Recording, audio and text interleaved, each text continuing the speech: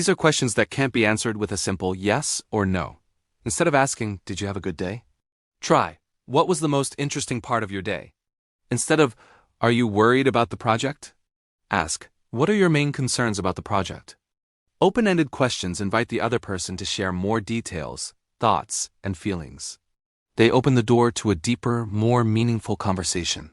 Questions that start with "What?", "How?", or "Why are your best friends here?" They encourage the speaker to elaborate and give you more to listen to. But what about those times when your mind just wanders? It happens to the best of us. Our brains are wired to think, and sometimes our thoughts just take over. The key here isn't to get frustrated with yourself. It's to gently guide your focus back. Think of it like meditation. When you notice your mind has drifted off to your grocery list or what you're having for dinner, just acknowledge it without judgment and then consciously redirect your attention back to the speaker's words. Every time you do this, you're strengthening your focus muscle. It gets easier with practice, I promise. One little trick is to try and predict what the speaker will say next.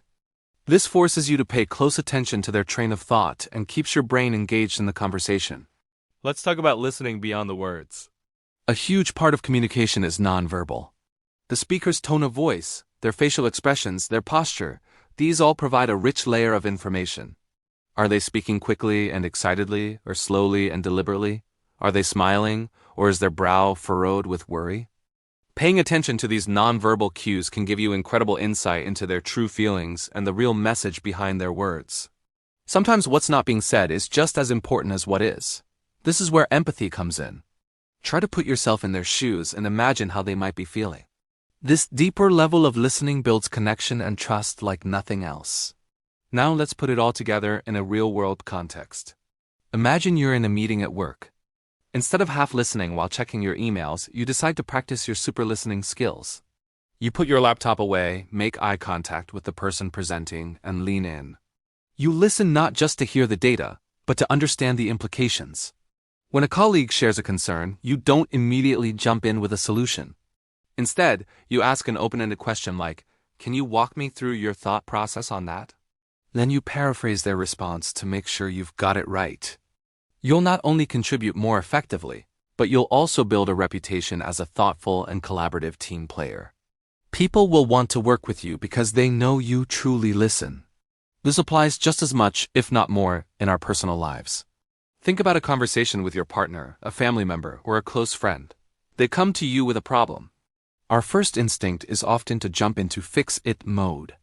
But most of the time, people don't want a solution. They just want to feel heard and understood. So next time, try just listening. Let them talk without interruption. Use your paraphrasing skills. "It sounds like you're feeling really overwhelmed right now." Validate their feelings. "I can see why you'd feel that way. That sounds really tough." You will be amazed at how much stronger your relationships become when people feel safe to be vulnerable with you. Knowing you'll provide a listening ear, not just an immediate answer. Sometimes the most helpful thing you can do is simply be a silent, supportive presence. To recap our journey to becoming a super listener: first, be present and eliminate distractions. Second, listen to understand, not just to reply, using paraphrasing to confirm your understanding. Third, ask powerful, open-ended questions to encourage deeper sharing. Fourth, when your mind wanders, gently bring it back without judgment. And finally, listen with your eyes as well as your ears, paying attention to nonverbal cues and practicing empathy. Becoming a better listener is a journey, not a destination. It takes conscious, consistent effort. But the rewards are immeasurable. You'll have deeper relationships, more productive collaborations, fewer misunderstandings, and a richer understanding of the world around you. Start small. Pick one technique and try to practice it in your next conversation. Then add another. Be patient with yourself. You're unlearning a lifetime of passive hearing and learning a new skill of active listening. Thank you so much for joining me today to explore the art of listening. I hope you found these tips helpful. If you did, please give this video a thumbs up and don't forget to subscribe for more content on personal growth and communication skills. I'd love to hear from you in the comments below. What's one listening challenge you face or a tip that has worked for you? Let's continue the conversation down there. Thanks for watching, and I'll see you in the next video.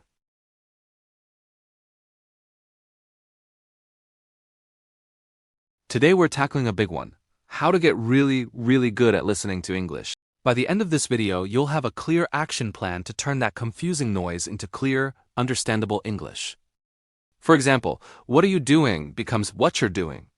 They use slang, idioms, and cultural references you won't find in a textbook, and they have different accents. It's a lot to process all at once. The biggest mistake most learners make is what I call passive listening. This is when you put on a podcast or a movie in the background while you're redoing something else, hoping the language will just magically sink in. While it's better than nothing, it's not an efficient way to improve. Your brain isn't actively engaged in understanding. The secret to rapid improvement is active listening. This means listening with a specific purpose, with intense focus, and with a strategy. It's about quality, not just quantity. So, what is this smarter way to listen? I call it the listen, analyze, and repeat method, or LAR for short. It's a 3-step cycle that trains your ear to catch the details you've been missing. And the best part? You only need 15 to 20 minutes a day to see real progress. The key is consistency. So let's break down step 1, listen. For this, you need to choose the right material. This is crucial. Don't pick a 2-hour movie or a random news broadcast. You need something short, about 1 to 3 minutes long. It could be a clip from a TV show, a short YouTube video, a segment from a podcast, or even just a few scenes from a movie. The most important rule is that it should be interesting to you. If you love cooking, find a short recipe video. If you're into tech, find a gadget review. When you're interested, you're motivated. The second rule is to find material that is just slightly above your current level. It should be challenging, but not impossible. You should be able to understand maybe 50 to 60% of it on the first listen. Now, for your first listen, put away your phone, close all other tabs, and just listen. Don't try to understand every single word. The goal here is just to get the main idea. What is the topic? What is the overall mood? Who is speaking? Just get a general feel for the audio. Write down a 1 or 2 sentence summary of what you think it was about. You're preparing your mind for the deeper work that's about to come. Remember, no pressure, no stress. Just a simple, focused listen to grasp the big picture. Context is everything. Maybe it wasn't a new word, but a phrase or an idiom. Look that up too. Notice how want to becomes wanna, or going to becomes gonna. You can even use a highlighter on your transcript to mark these tricky spots. This analysis phase is like being a detective. You're breaking down the language and examining it piece by piece. You're connecting the sounds you hear with the words on the page. This process directly trains your brain to recognize these patterns in the future. It's the most important step for building your understanding from the ground up. This is active, focused work, and it's what separates the successful learners from the ones who stay stuck. Now we move on to step 3, which is just as important. Repeat. This step has 2 parts. The first part is re-listening. After you've analyzed the text, listened with the transcript, and looked up all the new words and phrases, listen to the clip one more time without the transcript. You will be absolutely amazed at how much clearer it sounds. Words that were a blur before will now pop out at you. You'll hear the connected speech and understand it. This is an incredibly rewarding moment. It's proof that your hard work in the analysis phase has paid off. Your brain has now made the connection between the sound and the meaning. This final listen solidifies that connection. It's like saving your work after you've finished editing a document. The second part of the repeat step is shadowing. This is a super powerful technique. Even just shadowing 1 or 2 sentences at a time can make a huge difference.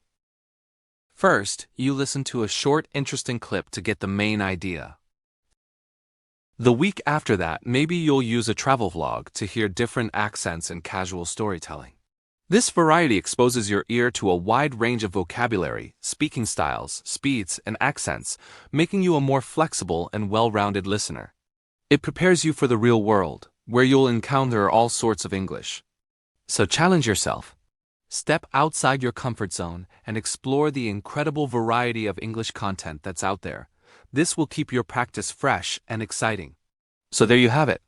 A clear, actionable strategy to stop feeling frustrated and start making real, measurable progress in your English listening. It's not about magic.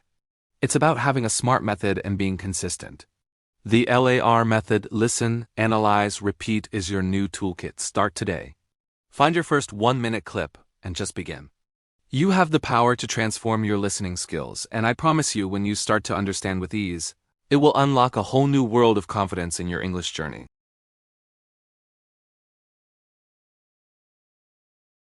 Ever felt like you understand every single word in your English textbook, but the moment you watch a movie or talk to a native speaker, it all just sounds like a blur? You're not alone. This is a super common problem, but today, we're going to fix it. We're not just talking about improving your English listening skills. We're talking about mastering them. By the end of this video, you'll have a complete roadmap to become a true leader in English listening. Ready to transform your ears into English detecting supersensors? Let's dive in. The first and biggest mistake most learners make is treating all listening the same. You wouldn't use a hammer to bake a cake, right? So why use the same listening strategy for everything? We need to break it down into two key types: active listening and passive listening. Think of it like going to the gym. Active listening is your intense workout session where you're focused, sweating, and pushing your limits. Passive listening is like taking a casual walk. It's still good for you, but the goal is different. Both are crucial, but you need to know when and how to use each one to see real progress. Let's start with active listening, your high-intensity workout. This is where you put on your detective hat. The goal here isn't just to hear the English, it's to dissect that can connect us across our differences and remind us of our shared humanity. It's a skill that builds trust, fosters understanding, and ultimately makes the world a slightly better, more connected place. Thank you so much for watching today. I hope this gave you some valuable insights into the power of listening. If you found this helpful, please give this video a thumbs up, and don't forget to subscribe for more content on personal growth and communication. Let me know in the comments below about your own experiences with listening. I'd love to hear your thoughts. Thanks again, and I'll see you in the next video.